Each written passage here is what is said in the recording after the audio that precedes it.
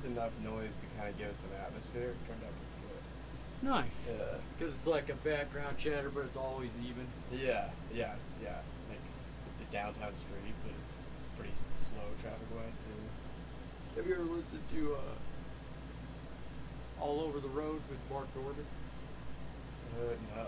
He records that shit just like walking around, Oh, like the right streets in New York City. So That's there's pretty always cool. like crazy like background noise, but Yeah. I think it's kind of cool because it's like raw, you know. Yeah. It's like what he's doing, like in between going from a show to the subway or whatever, you know. Yeah, he's one that I like never really get like what his full personality is. Like I love his stand up, but I can never get a read on like Me too. I don't think what's I've ever actually going on. genuinely seen, and I watch tons of podcasts with him and stand Yeah. up. Like I don't think there's a genuine Mark Norman that comes through in that though. It's like a Yeah. character. Everything's a character. I feel like. Yeah. I left my soda in here. And we'll get started. Cool.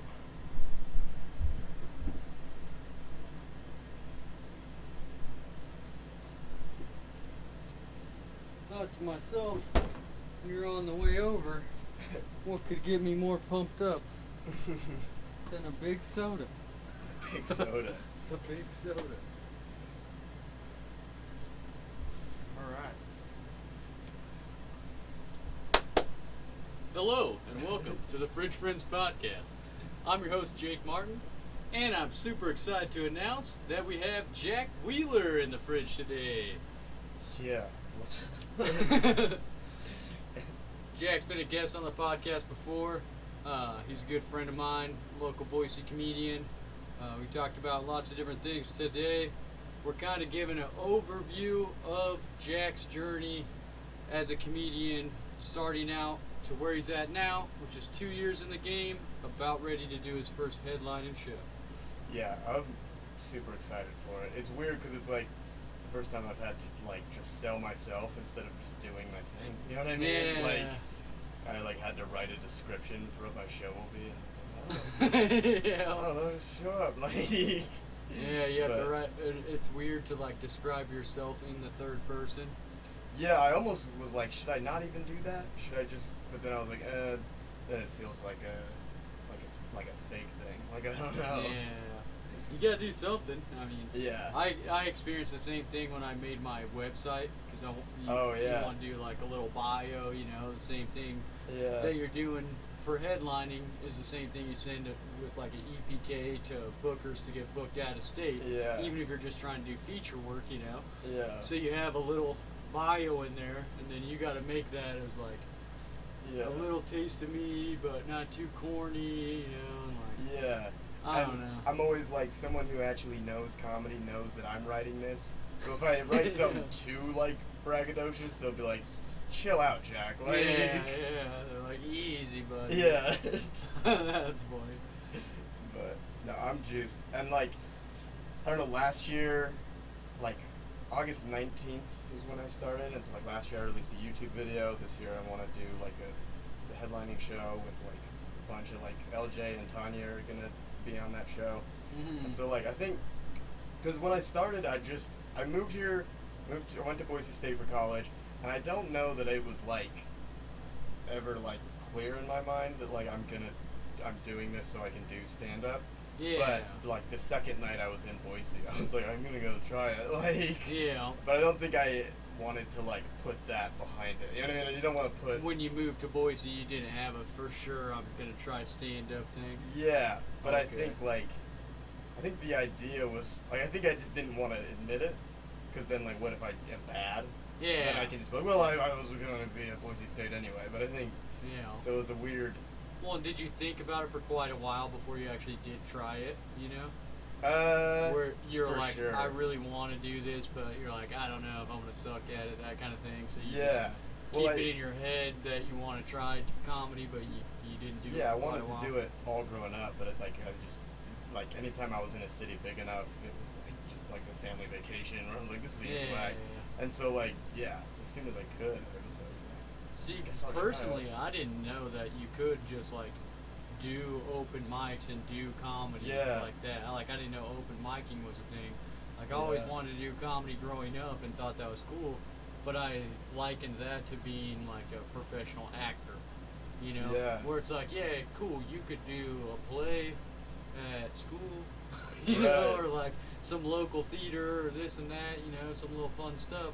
But unless you're like connected to somebody in show business, in entertainment, Right. like that's all it is. It's just like a little hobby. I thought stand up was the same thing as that, you know, or Right. like music, you know, like sure you could have a garage band, but unless you like are connected somehow to Yeah. entertainment, unless you have like a crazy record that somebody hears it once and they're like, oh, you're Yeah. gonna be signed, you know, chances are it's just like more of a hobby thing. Yeah. I always thought the same thing about stand up until Kill Tony. Kill Yeah. Tony's what introduced me to not only the idea of open micing, but that you could open mic and get successful gigs and shows off of that. Like get recognition Yeah. from open micing and do like a career, you know? Well, and I think like like this next generation of comedians is going to be strong because like we've understood it as a skill the whole time. Mm-hmm. Where like I think I don't know, I'm not like old enough, but I feel like before like podcasting and stuff, stand up was like they would try to sell you that like no, that guy is just that funny that he gets up and talks and that's what Yeah. comes, you know what I mean? Like Yeah. like they tried to like have this illusion of like it's not even written, that's just Jim Gaffigan says stuff like that. Like it was Yeah, that's it's I just- remember feeling that way as a kid and then like slowly being like, "Oh no, it's like cuz like I've always loved like sports or anything that I feel like I can like progress at with time." Yeah. So like as soon as I started to hear about stand up being that way, I was like, "Oh, okay." Cuz Yeah. you know what I You're mean? like, Cuz I it's a think skill. yeah, you'd even as hone like the in. funny kid in school, I was like I'm funny, but like that's another thing. But then I was like, "Oh, I could definitely work at it." Get Yeah. pretty good. You know what I mean? Yeah, I definitely relate to that though. Is like Yeah. thinking of it as like its own entity, like far off type of thing. The only thing that made it seem like something that anybody who's funny could get into, and Yeah. then like how funny you are, deciding how successful you are being a thing. I only understood that from watching Kill Tony, from open mics that are like on a big audience. You know? Yeah. Obviously, most open mics aren't like that. You know. Right. But the idea that there's even something like that, I was like, oh, okay, you know, you could really just be Yeah. funny from open micing and then go do like America's Got Talent, and if you're funny enough, Yeah. then you could get a feature work, you know? Yeah, and there's something like there's something about like just like this stage of open micing and stuff that I think is really where like no one knows who you are every night and you can just fuck around with it. That's like Yeah. so fun. Like Oh yeah, one you have to be able to work out your material. But I Yeah. feel like a lot of people, once they get to a certain level, they don't want anyone to see them falling down. yeah. You know, so like Yeah. when do you practice new tricks? You gotta Right. be able to fall down. Like Yeah. for a great perfect example of that is we missed out on this when Bert Kreischer went to the lounge and Oh, met a bunch yeah. of our buddies, you know. But he tried out some new material, new premises that he had to Yeah. read out of his phone and stuff, you know, Yeah. open mic style. And at that level, he's doing arenas every night, you know, Yeah. and then to be like, all right, pop up open mic, 50 people, if that, you know, in the middle of Yeah. nowhere, reading these ideas out of my phone. Like, Yeah. you And still have to come up with it the same way. You can't just be like, oh, I think this is funny. It's going to kill because you'll bomb every time. You have to be able to Right. practice it and Yeah. weed out the stuff that doesn't work. And well, even on Fully Loaded, he did like I don't even know like it wasn't entirely new stuff, but he did stuff about just things that had happened that day in Boise, where I was like, and it Yeah. was like a chunk of time where I was like, Oh, yeah. whoa, yeah, that's I don't know. I want to get like in a crazy. I'm always wanting to be like really consistent in writing, but it's tough to like Yeah. I don't know. Because then it's like, am I going up there with bad stuff or am I. But I don't know. I'm always stuck in a like. I've been repeating good stuff, like it's not helping me that much, but. Yeah, it keeps it polished, but I feel like that's always the comedian's downfall. Is like Yeah. once you get jokes that work, is Yeah. stepping back from those jokes that work to try ones that probably Yeah. don't work to like figure out how to get them to work. Yeah. Because you're gonna have a shittier reaction, even if they're funny. They're not the polished goods, so you're gonna have a shittier reaction Yeah. even if they go good, if they go bad, you're gonna have a terrible reaction, and you know you're funnier than that, and you could use these polished jokes Right. and make it all better, but you kind of have to like put yourself through that Yeah. self-torture. That's the bad So, side of yeah. like every open mic. Like no one knows who you are. Is like if you do bad, that's that's who you are in their brain. It's Everyone like thinks he you tried suck. the fucking Yeah. like yeah. I've Like had a few nights where after the open mic, everyone's walking out, and you tried some new stuff that didn't land at all. Yeah. Maybe didn't use any of your good jokes because you're just trying all new shit. You don't get a lot of time at an open mic, Yeah. and you're standing with your buddies, and the audience Audience walks out. They leader. go, "Oh, you're so funny," to like two Yeah. guys, and then just kind of give you like a look, and you're like, "Yeah, I know. I'm not funny at all. I'm a piece of shit. I don't know why I tried that." But if I didn't try it, I wouldn't know Yeah. the one line out of that 4 minutes that I'm keeping forever. You know what I mean? Yeah. Like, you gotta find the gold by going into mine, Yeah. That's the other thing too. Is like it's the only like creative thing that you can that like is so reactionary. Like I'll be super excited about an idea and then try it out and be like, oh, that was trash. I was just in a weird mindset. Like There's been quite a few things I've thought like that where I'm like, this is Yeah. good shit. And then sometimes I have the wherewithal to look at it again before I bring it on stage and go, this is trash. How high were you when you thought of this? Yeah. And then sometimes I look at it again and I go, yeah, dude, there's something here. And then I get up there and it's trash. Yeah. I'm like, what were you thinking? Like, why did you think that was funny? Yeah. Well, then I've had some that I do that, and then they cycle back, and it's like, and then you don't like I like get good enough to try it again, and it works. But One, I've had some bits too that you try it out, and the parts that you think are the least funny get the biggest pops. yeah, And you're like, okay, well, I guess I'm keeping that in there, Yeah. and like that works, but that's not really where I thought the laugh was gonna be. And you kind of restructure the bit around those being the big Yeah. pops instead of being like Yeah. little tags or supporting details. yeah. No, there's some people who I watch who like they don't bomb, but their reaction to the crowd's reaction is what people laugh. Like Yeah. Oh yeah. like the crowd will be like weirded out by a premise, and then they'll be like, "Y'all good?" Like then like that's what gets the laugh, which is cool because it's like it's an ability to like turn off performing for a minute and just be there. Like Oh yeah. Well, Yeah. and that can save you too. It's like a little life preserver to throw out when a joke doesn't land. Yeah. Like I have a joke about vegans that just recently, the last time I did it, it was like all my jokes were hitting pretty consistently throughout the room, Uh-huh. And then I do this joke about vegans, and it's like I lost everyone except like one or two people. So then I could just keep like going through and be like whatever, Yeah. And I comment on it like, oh, big vegetable crowd, and then I get them all back, for that little stupid tag on like making fun of myself for the Yeah. joke. And it's like that's a good little like life preserver thing to throw out to yourself. Yeah. I was But doing it- also, if you do that Too every much. other joke or something, Yeah. a couple times in, then the audience will be like, "Oh, this guy." Yeah, like- I see people sometimes get good laughs, like laughs that I would be like proud of, and then they'll be like, "What? You guys don't like it?" And I was like, "What do you want? Like, it's 15 people in here right now. Like, There's a bit and a person like in particular I'm thinking of that. Every time that they say that, never like a small pop. A big pop, like the whole, you could get a standing O, and I feel like it's written in where they'd be like, what? yeah, they stay in like me versus the crowd. I don't know, which is fun, because there's some bits that I like to be like, let me try to convince you, but like the goal is to eventually flip. Some people will just never flip it, and it's like, I don't know, it works sometimes though. Like, I feel like Chris Rock is always like next thing. Like if you got comfortable with that idea, let me try again. Yeah, he's like, always trying to mix it up. Yeah. And keep you on the edge of your seat, like Yeah. as comfortable in the moment as possible. Yeah. So, I know we had you on before. We talked about different stories and stuff like that. But I was kind of thinking with the 2-year thing that you could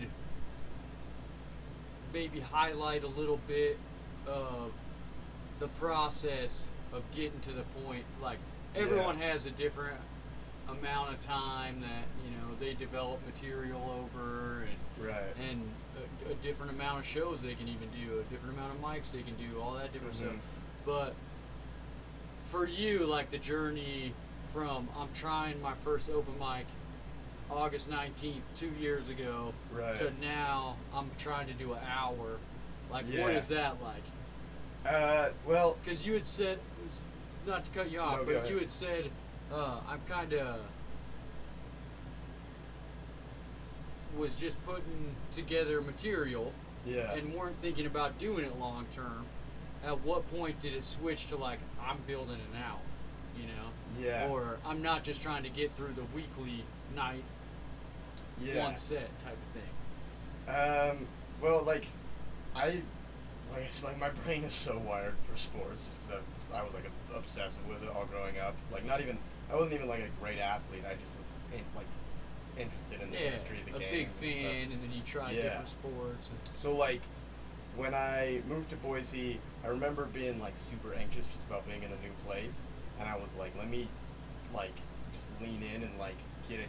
I need something to be excited about, all the new. You know what I mean? Like, because, like, the first day I was here, it was all just, like, buying textbooks, moving in, like, my mom's all emotional, like, so then, like, that night I remember being like, okay, I have nothing familiar here. Like, I just now I'm need here. something Everything's established. fun to chase. So then, like, I did a mic the second night, and it was like the attitude about, like, graduating high school, all that flipped. So I was like, and so, like, that's kind of why I'm, like, doing these, like, new things on the same day every year, is because I like the season idea of, like, a football season of, like, we're working to the Super Bowl every year, and then you wipe it clean and start over. So, like, it's kind of a goal.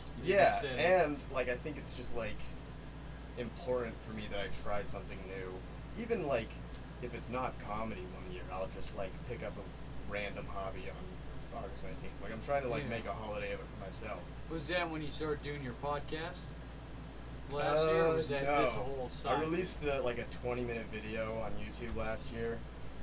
Well, I remember that. Yeah. It was the like podcast, an accumulation of all the things you'd done in 1 year of stand-up. Yeah. Yeah. The podcast was kind of just a random, like, itch I got. So, like, last year I released a video. And also, like, this feels like the first thing that, like, I somewhat took fast. Like, you know what I mean? Like, I've been a late bloomer and, like, I have a lot of skills in life. But this one felt like it was, like, that you took to it fast. Like, you were a quick learner. Yeah, I've gotten, like, lucky opportunities, but I also feel like skill-wise I'm, like, a little bit faster than most people as far as understanding this. Well, I mean, like I was saying leading in, everyone has their own pace, everyone develops material at different rates, but you can definitely tell when somebody has a comedian mindset, I would say, you know, and it's a different thing where, like, the same thing as, like, somebody who's really good with, like, reading and language arts naturally, you can tell by, like, third grade when they're in reading circle that isn't shit to them.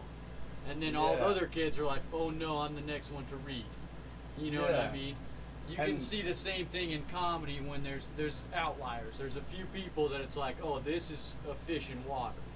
You know? And then there's a few people that's like, they could swim, but they're going to have to train.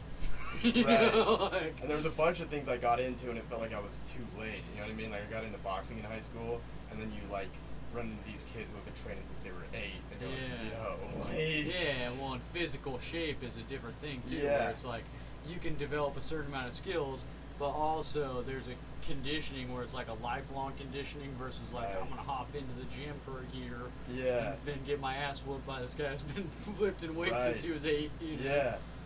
So, like, I took to it fast, and then, like, also, there's just things that, like, my brain will go to work on. Like, since I've, like, booked this headlining gig, I, like, just, like, jump out of bed, and I'm, like, hanging up flyers, and, like, there's things that get your brain going, and like comedy is one of those where like if I write something, I listen to the recording over and over, like, and like it just the brain goes to work. You know what I mean? And whereas there's not a lot that triggers that for me. I feel like. Well, it gives you something to constantly keep your mind occupied, but also doesn't get boring. Yeah. You know, a lot of people, especially ADHD people, they'll have tons of hobbies and different things. They're doing a little bit of this, a little bit of that to try to keep themselves preoccupied all the time. Right. But then you find something that's complex that clicks with your mind. Yeah. So it can constantly be at least some percentage of your brain preoccupied with that all the time. Yeah. And then you can kind of like turn it up when it's writing time, turn it up when it's stage time. But always there's this little bit of, oh, what about that idea? Or, oh, what about this? Comedy is so good for that because, like, there's things like I was really obsessed with football in, like, elementary school, like, drawing, like, plays in my, like, notebook at school and stuff. And that's just, like, not the place. But, like, where comedy is kind of just, like, telling your life, you can put the brain to work wherever you're at. Like, yeah, definitely. Yeah. So I like that about it. And so, yeah, I don't know, trying something new. I think when talking to Tyson a lot when he headlined about like kind of what, and then also Fully Loaded kind of made me like pull the trigger on it because then I started seeing it because I don't think that like the hour is what it needs to be by the end of it.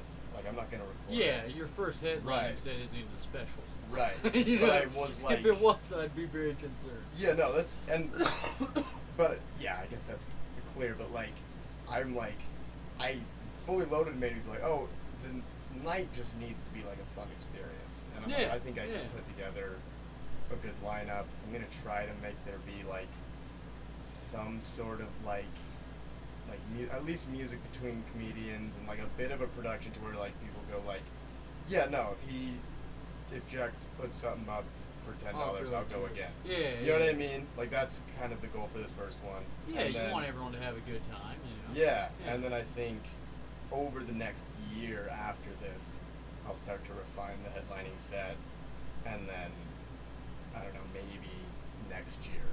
Well, and we had kind of talked about it before you settled on a venue and this and that. Yeah. That sometimes you just gotta do it for yourself, and then everyone can see. Yeah, that's how definitely well part you did of it with too. it, and then that will give you. Because right now, what's the longest set you've done before this headline set? Like a half an hour. 30, yeah. Yeah, and then most of the time you probably get feature work, like 15 minutes, 20 minutes. You know. Yeah. So once you put this out there, it gives the opportunity for the rest of the bookers in the local comedy scene and other venues and stuff to see, oh, now he's on the list for an hour. We could do an hour with Jack.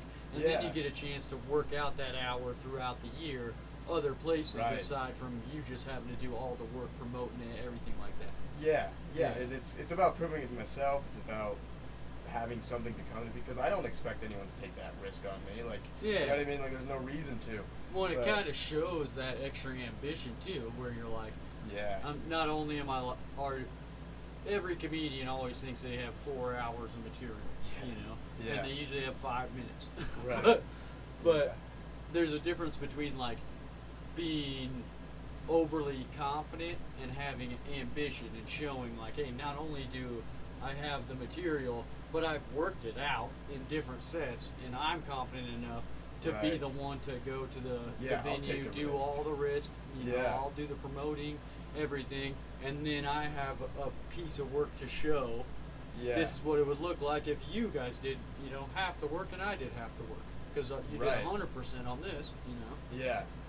So, that's super exciting, just to feel like you're in control of it and not like waiting for the phone to ring or whatever. Like, you know what I mean? Just like, okay, I can create it whenever I want it. So that's exciting. And then hopefully I can like the goal would be do this August 19th, and then maybe headline again somewhere in town, and then maybe next summer take it to a couple different other cities and stuff.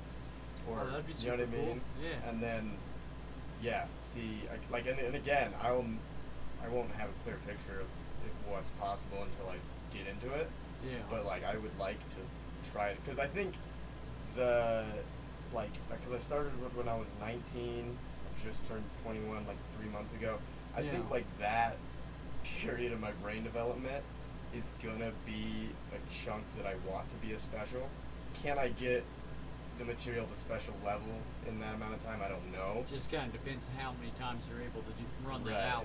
Yeah. You know. Yeah, and but so, depending on how well it goes with this upcoming show at Voodo, right, you'll see how right. many I times don't know you how, can do it on your own. You know what I mean? Right. So say you get 4 more chances through other bookers to headline in the next 6 months, but you know how it works out financially to book it on your own. You might do 4 on your own, and then you have 8. Yeah, no. If I'm able to pull I mean? this off, it'll be like, just when people approach me, it'll be like, okay, I want to work with you, but like, I don't need you either. Like, yeah. That's the. Well, it also sets a precedent for your end goal of taking it out of town, Right. where you know, hey, if I call somewhere in Twin Falls, somewhere in Salt Lake, somewhere in Vegas, and say, here's what I'm able to give you for 2 hours of your venue, or I can give you a percentage of door, or this or that, you know, whatever the business in you decide works for you. Here, you already know when you take that on the road what to expect, and then just run ads in the local market there, maybe do a little flyering. Right. It'll be the same type of thing. It's not a big jump. Yeah, and that's the thing is like this one will have like a lot of my friends and stuff, which is cool too because like I'm proud of myself and I want a little bit of a birthday party for what I've done in the last 2 years. You know what I mean? Yeah. Like, so like a nice celebration. Yeah, like I think this one will have like a real like wholesome like I don't know, like almost like your cousin's graduation feel to it. You know what I mean? That's probably good for your first headlining set too, to be like your core fan base. Yeah. Because as up and coming comedians, we don't really have a big fan base, and then we're always trying to find our voice, and then trying to find our online audience, and this and that, and then figure out where our fan base is. And really, when you start out, it's that core group of friends, and most of them, like say you have 20 friends that are somewhat close friends, 2 or 3 of them are actually like audience member friends that will come to shows. No, that's the thing. You know? Like I was kind of being a negative Nancy about it the other day, where I was like, I think a lot of the people buying tickets would just be like people I know that I've met at shows, and my roommate was kind of like, well, that's your fan base. Like, it's so small that right now that it would be weird if I didn't talk to them and know them. Like, like, if you recognize somebody from the audience at your show, no shit, that's how they my heard brain about you. doesn't let me like process it as like someone who like saw my comedy. I always like think it's like a charity thing, but it's like no. See, there's plenty of people who don't. I think that is super weird personally too, and have it like the concept of it is easy. It sounds stupid to like an outsider to be like, obviously they saw you make them laugh on Thursday night, and then on that same stage you said, come see me on Saturday, and then they did, and you were like, oh, what are you doing here? You know, it like always the idea's feels dope, but like pity. Like I'm always like, oh, thanks, you didn't have to do. I mean, you know what I mean? And then somebody says, oh, hey, what's up? And you get the like, oh, I don't recognize you type thing. Oh, and then I never think, oh yeah, you saw me do comedy. Even if they're like, oh yeah, I wanted to come to your show and this and that, and you're like, oh cool, weird seeing you here. Like you still don't put it together that they're like, I came here for you to like see your jokes. Yeah, it's a weird. I don't know. But that's 2 years in, you know. Yeah, I don't know. I need to be. The other thing about this is it kind of has reset my because it is like once you have like in this early stage, once you have 10 minutes that works, I think you spend longer or shorter for everyone, but like you spend the first chunk of time in comedy just like, if I can do good at the mic, that would be great.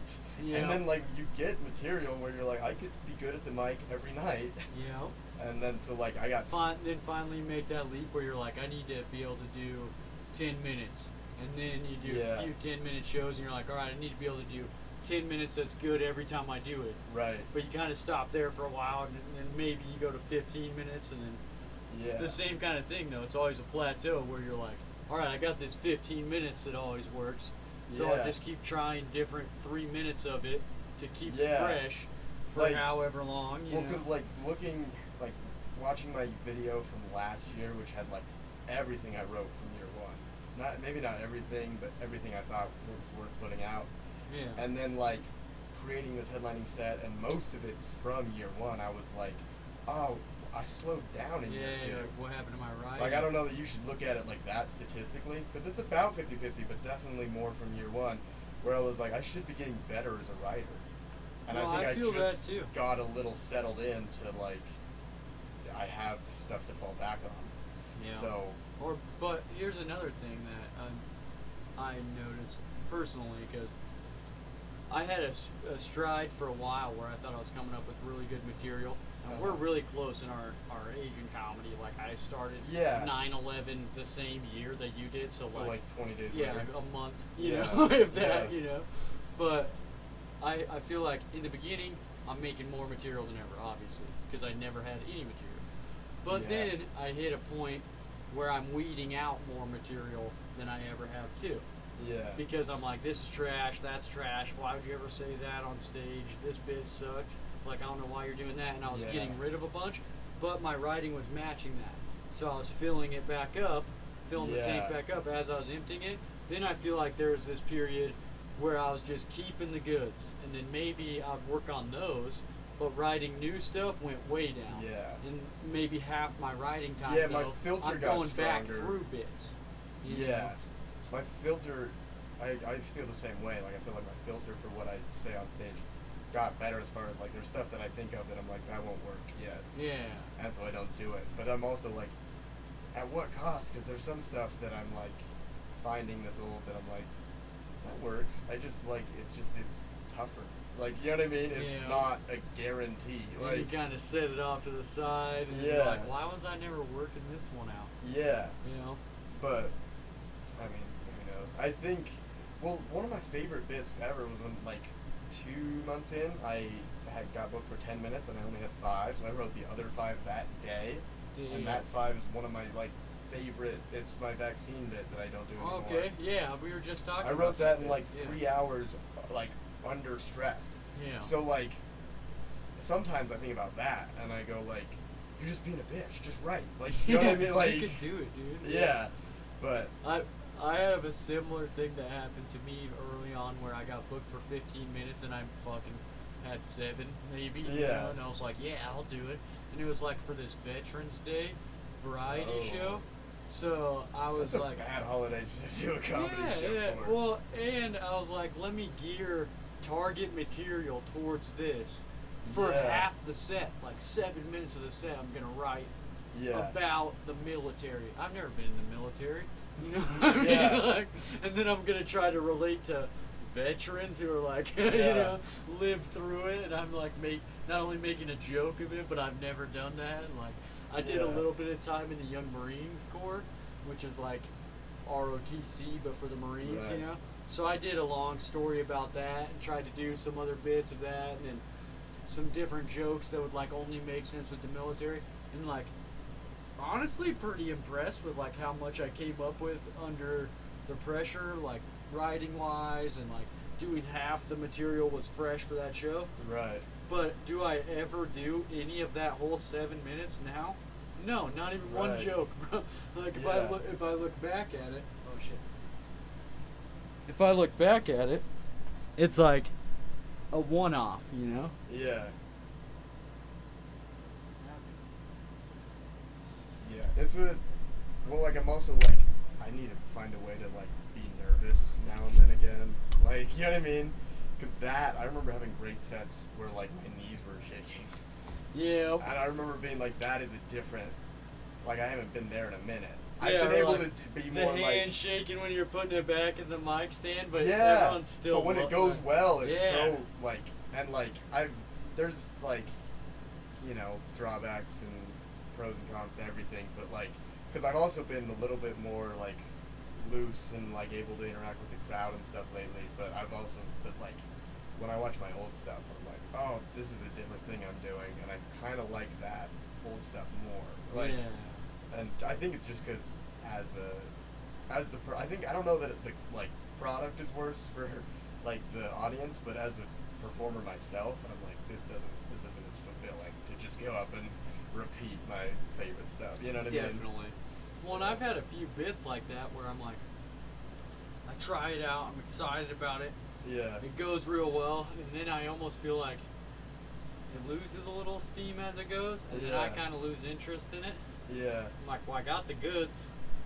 This puppy's not performing that good. Yeah. We'll just ditch it. I still got the goods, and I'll try something else. Yeah. And then I'll do that a lot more than like actually run with an idea to add it to the goods. You know? Yeah. If it gets to a point where I'm like, like this is like mid, you know, like I'll get a couple laughs out of it, but could I really make it into something that I want to do in all my sets? If I feel like it's not, then I'll throw it out. And Yeah. I don't know if that's good for us though, because how did we get all the ones that are as good as they are right now? Right. We just hammered them out. We kept going up there when they're mid and figure out how to get those parts that aren't working to work, and then that's the best jokes is when somebody's like, "You're not gonna get me to laugh at this," and you're like, "Fucking gotcha." I feel like I had an advantage being like kind of the younger brother to a bunch of people in the scene, because like I had jokes that like they would be like, that didn't work, but like keep it. And like I feel like when there's too much like ego in the scene, people don't do that. And like that's true. a lot of the stuff, a lot of my voices come from other comedians being like, well, I feel like if you do good, you don't get very much advice. Yeah. From other comedians because of that. It's almost like they're not gonna say anything backhanded, but there's some type of thing where they're like, I don't really want to give this guy advice, and it kind of feels awkward too. Like whenever I give somebody advice that I think is fucking hilarious as a comedian, I don't want them to think I'm like, that's not a good joke in any way, or that I think I could write that joke better than them in any way. But if I hear something that I'm like, oh, maybe this tag would work, or like I want to give you advice, I'll do it, but it feels awkward for me. So I know, like, on the other end of it, that's probably how it is too. Like recently, just to like shout somebody out, Greg Cisco was giving me notes on an open mic set, and I'm like, I think he's one of the fucking best writers there is, you know? Right. And he's like super funny as a stage performer and everything. So I love any commentary, support, like anything like that. He's trying to give me notes. Talking shop you know? about bits makes you, I think, makes you so much better. Like, oh, definitely. because even if the person's wrong, you have to think about why they're wrong. Yeah. And you go well, like, well, if I did that, it wouldn't match the idea I'm trying to convey. You know what I mean? Like, that's a good tag, but that's not the angle I want. Like, and then you kind of understand the direction of your bit better too.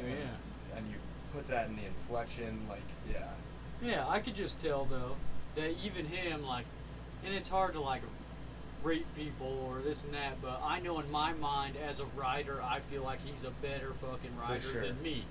So when he's telling me about my jokes, I'm listening with like open eyes, like, hey, give me whatever you want. But I can tell he's uncomfortable, super uncomfortable. Yeah. And then when I recognize that, I go, this is how I feel whenever I'm telling somebody that I think's funny how to rework a bit. Is I'm like, I have to say this because I think it will help them, but I really feel like it's not my place. You know what I mean?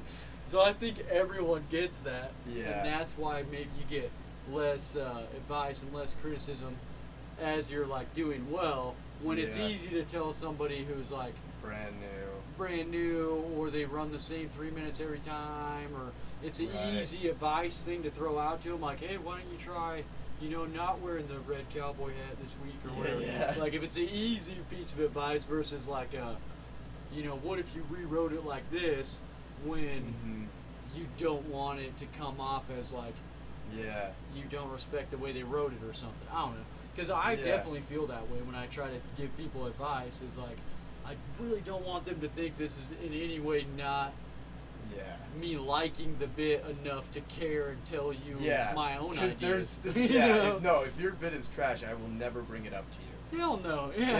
If I like it a little bit, I'll be like, yo, what if it did this? Like, it's not. You have to It's care no way at it least is. some, or else you'll Yeah. never. You want that if it's a terrible bit, you want that shit to die and you never hear it again. Yeah. We all have to go to these mics as comedians. Yeah. You don't want to hear that shit every week. Yeah. Nobody's more invested in the improvement of your joke than the people that hear it 3 times a week. Oh yeah. Like, I don't know. I really like a drunk audience member who. I've had a couple conversations with that after a mic, where it's a guy who's like way too drunk, but like just wants to talk about what he just saw.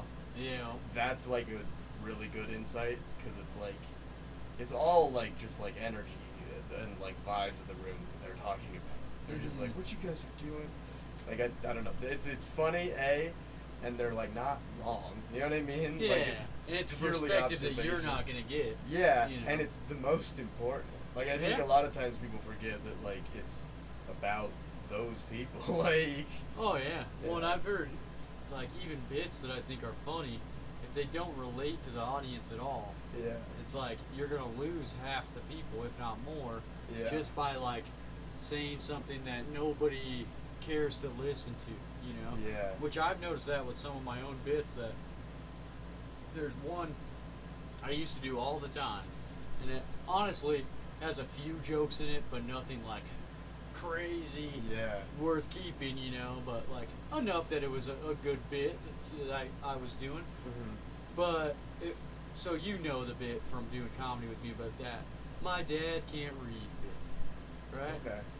You know what I'm talking I about? think so. I can't. I I'm not haven't sure. done it in a long time. Right on. But anyway, the reason why I stopped doing that is because the subject matter of it would lose half the crowd anyway. They're like, I don't want to hear about this type of shit. Yeah. You know what I mean?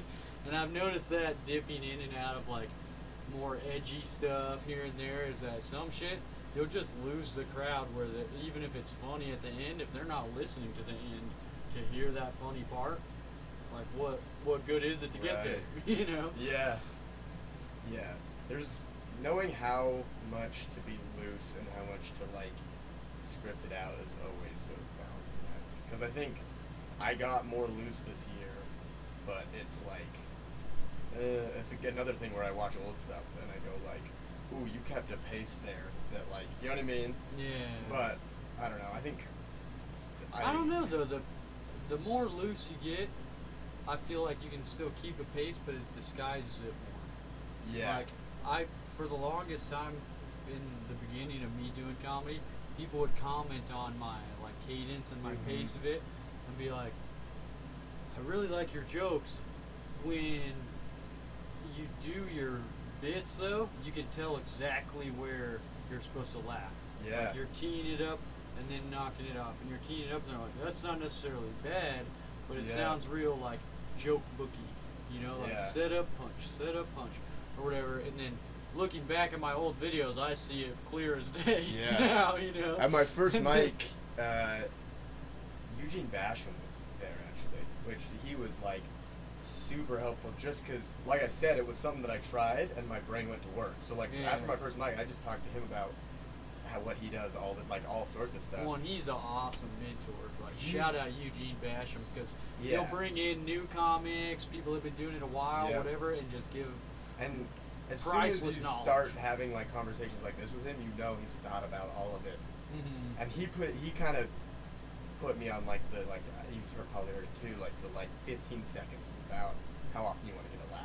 Yeah. And like I was pretty, that's like a big, like that was big, like I don't know, I think I'm getting good enough to like pay less attention to that, and Yeah. like I think that's about the average you want, but like Well, and his style. for training wheels, it taught me how to cut the fat on stuff You know. right away. And Yeah. so like At least have an option on my of YouTube something video- that they could laugh at every 15 seconds or Yeah, so. yeah, not even and a then put laugh, a big punch, reaction you know, every 15 2 or seconds. 3 of those. Yeah. So that way, if you're doing a 5-minute story, it's broke up into 15 jokes, and 3 of them are big. You know. Yeah, or even just like an ooh or something every 15 seconds. Yeah, something to get Yeah. a kickback from the crowd, let you know they're still engaged, and then you give the energy back to them. You know? Yeah. I don't know. There's a bunch of stuff that like I don't want to talk a big game because I'm not doing it right now. But like like Andrew Schultz talks about some of this stuff a lot, where I'm like, I want to start like typing out like Chappelle specials, because like he's crazy with it, because he'll have long periods where it's like. What do you mean, like type out his special? Type out. Like you're watching Dave Chappelle and then you're being the court stenographer. Yeah. Okay. And then like so you're writing his jokes. Studying it the way I would a textbook. Okay. And then I start, like this is like Schultz stuff that I. Yeah. Well, I've heard a couple other comedians talk about dissecting specials like that before yeah. too. Because like Chappelle has like long, serious rants at times, but he has like weird sentences. Like there's like not punchlines for laughs, even just like a weird inflection at the end, like every third sentence or something.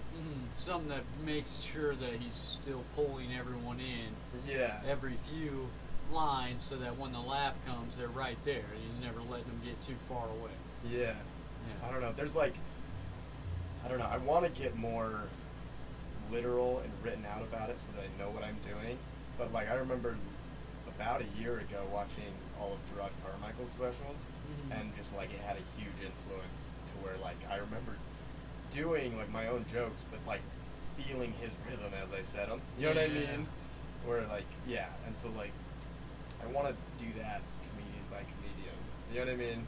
If I watch too much Mulaney, I'll start doing conversation in Mulaney. Yeah. Like, oh, definitely. Well, and some people have like a real cut and dry cadence like that, like a tell, Yeah. But no, Bert.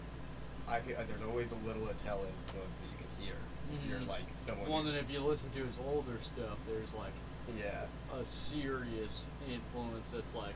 Yeah, it fades as you go. Almost like we were talking about, like our cadence kind of fades the more we get comfortable with like disguising it and being more natural on stage. Yeah. It's like his Attellisms faded to the point where like they're still there, but it's harder to recognize. I think, like people look at like albums and musicians a lot this way, where they'll go like, well, yeah, in his younger days he was more like this, and that makes sense because it's kind of what a young man wants. Like, and I think that like a young Bert probably like loves like the harshness of like Attell, and like that's like, and I like I'm not dissing it, but I think as he like had a family and stuff, he was like, oh no, just be like real and personable. That's what he people started really to find his own voice more. Yeah, for sure. Like I read Tom Segura's book, and he talks about how he mimicked Chris Rock so much, like his cadence, his hand movements, how he walked on stage, that he didn't even realize it until a booker had told him that he looked extremely urban when he was performing. He's like, but for some reason, only when you're performing, you have a real urban look to you. He's like, what the hell is that supposed to mean? And then he started watching his own tapes, and he goes, oh, I'm doing a shitty Chris Rock impression as a fat white guy. And then as he realized it, you start to like dial it back a little bit. But it's the same type of thing, like if I played guitar and my favorite band's Led Zeppelin, you're going to hear a little Jimmy Page in there. Right. Versus if my favorite band's Metallica, I'm probably not going to be playing country. Yeah. And I always try to like be somewhat cognizant of that. Like there's always like 3 or 4 that I'm like, I want it to be like the middle ground of like Carmichael, Chappelle, Mulaney, Neil Brennan is a big one for like me. A nice blend of your influences with your own take on your life. Yeah, and like literally just like cadence wise, those 3 or 4. You know what I mean? Because those ones particularly I feel like are so personal that like you couldn't even fake it. You know what I mean? You'd have to like, you can't really write out of your own experience. Like that's true. You know what I mean? Like observational stuff maybe, but like as far as like those people, it seems like too much of a story rather than I'm kind of leaning more towards that personally in my comedy, because I've had different instances with making topical stuff and different jokes where I'm like, anybody could come up with this, or somebody steals a joke, or you see a famous comedian do a real similar take to something that you've been running for a couple months. Yeah, you sent me one the other day where I was like, I had one of those. It literally felt like I fed my material into an AI and this like Yep. I don't even remember Here's his my name. joke, yeah. But it was like if like you asked an open mic like a audience member what my set was about, And it would, like they would say that guy like it was better than mine for sure. Like he's like a New York comic who's big, but I was like, yo, like damn, like I had this little fucking one-liner, but pretty much a one-liner that I was so proud of when I came up with it because it's fire, dude, and it's such a short joke. That, like whenever you get one of those short ones that you know is gonna work every time, and get a big pop, you're like, oh, this is gold. Yeah. And then I was running it for a while, and then that Netflix show, The Stand-Ups, where everyone gets like 15 minutes or whatever. It's kind of like a showcase comes out. Yeah. Mark Norman, dude, almost the exact same joke. Yeah. And I'm like, fuck me, dude. Yeah. And you think about it and you go, well, it's a pretty obvious joke if I'm gonna dissect it. Like any smart comedian who's going A subject, B subject, put them together to get a laugh. That's the only thing you're gonna get is this, the sentence. No, it's like bound to happen, Yeah, if the whole class reads the same book, the essays are going to sound pretty similar. Like, and if like we're all watching the same news cycles, like that's what was I don't know. Hear so many of the same COVID jokes, the same recently with that submarine and shit, Yeah, it's like I feel like we're in a dead spot between COVID and the next election, where there's like not everyone's having to find something else to write about. Yeah. You know what I mean? And there's been some pretty weird angles and interesting stuff. Like today I was getting a little deep in the alien stuff because they've got that congressional hearing going on right now where it's like part 2 of when they got court ordered. They had to release all the evidence they have of any UAPs, any aliens, any downed craft or anything. And they basically came and did a meeting with Congress initially, declassified a bunch of documents, but said, we got to hold on to the rest of this information, this stuff, and then now they're like supposed to get rid of whatever they didn't tell us before. Yeah. It's been interesting. There's been a few members of the government over the last couple of days that came out and straight up said, yes, there's aliens, yes, there's UFOs, yes, we've been on UFOs, but they also haven't provided any like legit proof to Congress. Like, if I was trying to convince the nation of this would be the time at one of these conference things, right? And there's no way to refute it if you go, yeah, we've been on a spacecraft, here's the control panel. Or like, or like, here's an alien hand. Something like that. There's yet to be that moment, but it's been pretty interesting, Yeah, well, there's a bunch of like the submarine thing was kind of big, but also I didn't hear about it till it was over. Yeah. Like, there's. Well, it turns out it was over before they started writing about it. They just didn't tell anyone. They knew it was over. Oh, okay, that makes sense. Yeah, which that's kind of sinister. Where if you think about how much money the news made off of it for like 3 days looking for these people, when for sure they knew they were dead.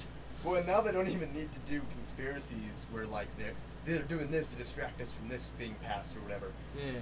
If the news can just report on something whenever, you know what I mean? If they can be like, something happened 3 days ago, we're talking about it now. Like, that's true. That's pretty spooky in itself. Like, well, and the same thing with like the congressional hearing thing that I was talking about. Is like, it's I think 12 hours long or something, and then you'll get 5 minutes of it that are worth fucking watching. You know, where they give you evidence that's never been heard of.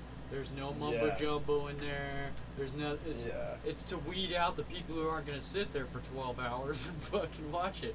It's the same way that all the laws are too, where they're like, you can watch this on public access. You have access to your government. You can just walk into the Capitol building and sit down.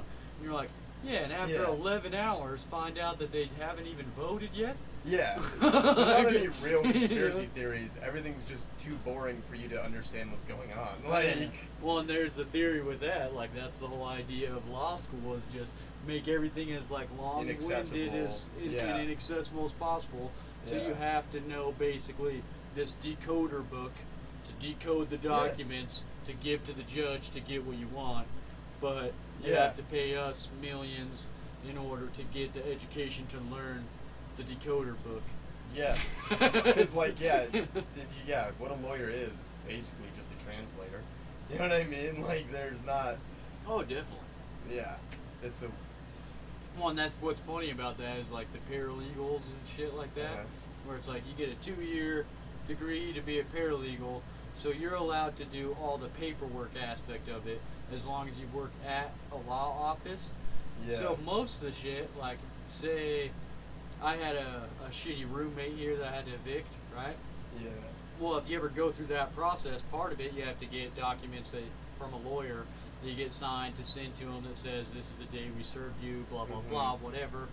Well, they hire a paralegal to do that. That makes maybe $20 an hour if it's a nice lawyer, right? Yeah. But they charge you $175 an hour because they're a lawyer, and that's their minimum. But if the only thing they do for you is make that one paper that they didn't do, their fucking secretary did. Yeah. You know what I mean? Yeah. They trickle down $25 to her for making it for you, Yeah. and then they get $150 for like saying yes on the phone. I'll do that for you. Yeah. And then hang it up. You know what I mean? Yeah. Like I'll make that much money for doing crazy labor. I want to see a movie about like just a bunch like a receptionist union, because like Hey, that's a good they idea. could fuck up the world, dude. Oh yeah. There's so many receptionists that are actually doing the shit. Well, and assistants and that Yeah, type of shit. like there's a rom-com on Netflix, I don't remember what it's called, about like 2 personal assistants of like these rich like business people, Yeah. like try to set them up to date each other so that they can have more time, and then the assistants fall in love, and it's pretty good. But like I want to see that more economic, like crazy shit. I was gonna say that movie sounds like assisted suicide to me. But, It's. I don't know if it's good. I was falling asleep. Yeah. It might be trash, but I remember Oh. thinking the idea of like, oh, you think you're their boss, but they kind of control your schedule. oh yeah, That's for sure. really interesting. Like- you know what I mean? I'm sure most people on the upper echelon of earning, the amount of work they do versus the people under them doing the work is like Yeah. ridiculous. I mean, even if you look at like Elon Musk, for example, he has thousands and thousands of employees under him, all making considerably less money than him. Like the highest paid person under him probably makes 10% of what he makes each day, Right. but every dollar they make is generating money for him. And then so Right. is the entire army of employees under him. You know what I Yeah. mean? So if he keeps them all at a wage, that's why so many people talk shit about Amazon. It's because Bezos is so rich, and he's like, why can't you pay your employees X amount? It's like, well, that's why I'm so rich. It's because I figured out that this is how much it costs a day Oh, right. to make this much a day. If I Yeah. paid everyone $30 an hour, I would make $1 million less a day. Right. But, you know, I'd still be rich. Right. I never would have been a billionaire. Probably never get to that Yeah. trillionaire if I didn't go, everyone makes 20 an hour, regardless of Yeah. how big my profits get. This model worked. I'm not going to change it just because this is getting bigger. You know? Yeah, Which people the- get mad once it's successful, but in the beginning they're always like, oh, this guy's a hero, he made it from his garage up. Right. And then once it gets to that tipping point where it's people can't recognize that amount of wealth or fathom it, then they go, fuck that guy, he should be paying for everyone's food. Right. And it's like, yeah, help out, obviously, you're giving a gift by having all this money, but it wasn't like you were giving it. He Yeah. found a model, worked it, and then you want him to disassemble the model that worked because it worked too good. Yeah. It's like, no, Yeah. Well, and like, this is why, like, I'm taking it back to sports because it's just what my brain does. But like, because like, wealth is a really like tragic way for that to play out, right? Because Yeah. like, it is like people working in terrible conditions and not being able to feed their kids and stuff like that. But Yeah. like, it happens in sports a lot. Like, that's what the Last Dance is all about. Is like, the GM built that team by making a bunch of gut decisions. Where he's like, let's Yeah. get Scottie Pippen, let's put together this team, and then it was like he was like, all right, I think it's time to break it up. people are like, yo, what the fuck? This is Michael Jordan. You can't just break this team up. Yeah. And he was like, well, I've been making basketball decisions that won us 6 rings. You know what I mean? Like, yeah. Like, why you trust Michael? You know. Yeah. Which, like, I mean, obviously, I think I'm wrong because, like, hindsight, we all know that Michael Jordan is what makes the Bulls good. Like, but in his mind, of course, he's like, well, no, I put together the greatest team of all time. Like, and I'm gonna do it again. I'm gonna like. Yeah, he just didn't realize in that one instance, you know, the outlier that Michael Jordan was, but. Right. But, like, yeah, when to stick with what got you there, in all that sorts of areas, is fascinating to me. Yeah. Because are you staying, is it, like, a bad stagnation? Like, you know what I mean? Or is it still progress? You know what I mean? Like, change is a weird thing that way. Yeah. One, I've been thinking about that. This is a good way for the end of the episode, too, is I've been thinking about something similar to that with this podcast, because I've been doing it for a little while, and I'm like thinking about where I want it to take me and what purpose it's serving, and you know, this and that. But it's like sometimes I think I want to completely redo it and do a shorter form, maybe with some type of gimmick in there that gets people to watch it more. You know, people will be like, "Oh, I want to see this 15-minute, you know, hot takes and quick questions on personal shit that people normally wouldn't hear anywhere else." Right. That type of thing, because you'll be able to get clickbait more viewers into it. Yeah. And then I start to think, it doesn't really matter if your end result is not to just have viewers, is to have a fan base, and that's why he started this. Then keep doing what you were doing from the beginning, because that will grow at whatever rate it needs to grow for them to know you as you. And you're if you stay in your lane, it might take longer to grow, but they're not going to see you from some dumb shit that they only clicked on because of gimmick and then go, "Oh, I'm going to follow this guy forever." The way they follow you forever is listen to you talk about, you know, relatable life experience for a long period of time, and then they get to know you and go, "Oh, maybe I'll listen next week," and then next week they listen and they go, "Hey, this guy sounds kind of like one of my friends or my little brother or my dad or whatever." Right. And then they make a personal relationship with you episode by episode, and they're like, "Oh, okay, I rock with this guy." Yeah. And they're like, "Oh, this guy asks people like uncomfortable questions about their girlfriend and gets a reaction that's funny for a video," you know? Yeah. Which will be more successful for YouTube, but do I want success on YouTube, or do I want to just like grow a steady small fan base that eventually becomes something that will come to shows, you know? Yeah, and I've always like that's what's great about like Bert's podcast is it's just him talking about what like gets him excited. So like I had a podcast and I stopped doing it because I was like I just am not excited about the topic of it anymore, and I'm like there's a new one in the works, but like that I'm like more excited for, but like I'm always just gonna like stop something if it's not exciting anymore. And because you don't want to feel like it's something you have to do.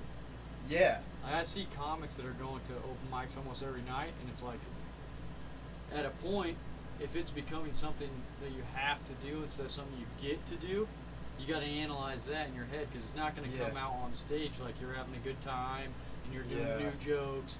If you're just like, "Oh, I have to do this, or I'm not going to get booked, or I have to do this," or discipline's a weird thing, because like part of it is going to the mic when you don't want to. Yeah. But like I think if you don't go and like force yourself to be excited about it and want it and get something out of it, or it's just a waste if you don't get something out of it. Yeah, like, and I don't know.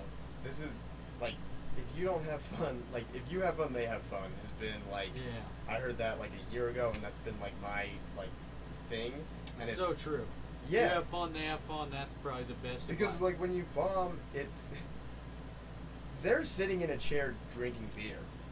They're not uncomfortable. Yeah. It's you, motherfucker. Like, you know what I mean? Like, and they don't want to watch someone uncomfortable. Yeah, like, but they'll do it if that's what you're going to give them. It starts with you. Like, yeah, they might be uncomfortable, but like, they didn't do it. You know what I mean? You did it. Like, no one wanted to have a bad time, bro. Yeah, They came out to laugh. Yeah, they don't have a good time. Yeah. You know. Yeah. Well, we're getting on an hour, and we want to be able to get to that. It was mostly comedy talk. Yeah. I mean, we kind of touched on a little bit of the idea of where you got to building the headline thing, but Yeah. I don't know. It's I don't know. classic. I'm so one-track minded that once I put that on the calendar, I've been having this conversation with everyone. So Well, I mean, it's classic Fridge Friends style anyway, where yeah, it's just kind of whatever we fucking talk about, and then right. it leads us to Yeah. where it goes. Right on. But I do for sure want. I'll be putting this out within the next week, so I Okay. want to make sure that you plug all your shit, especially your upcoming headline show. Let Okay. everyone know where to get tickets, where it's at, what time. all Yeah. that. So August 19th, Voodo Cellar, 8 p.m. The tickets are on Eventbrite. If you check my Instagram, it's in the bio, and I'll be annoying about it for the next 2 weeks. And what's the Instagram? At jackwheeler.jpg. At Jack Wheeler. Yep. And then, you know what? Me, Tyson, and LJ are starting another podcast. I have Jack is Smart. Check Yeah. that out. But then, as soon as I'm done with this headlining set, that'll be the next thing. We have one episode in the bank already, and so it's gonna be called "What You Kicking Around." So Oh, nice. look out for that. Oh yeah. And Yeah. then catch up on episodes of Jack is Smart. Yeah. Find those on Spotify. Yeah. JackWheeler.jpg on Instagram.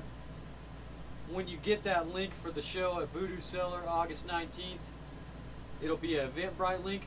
Follow your boy Jack Wheeler on Eventbrite, because Yeah. all those upcoming shows are going to be on there too.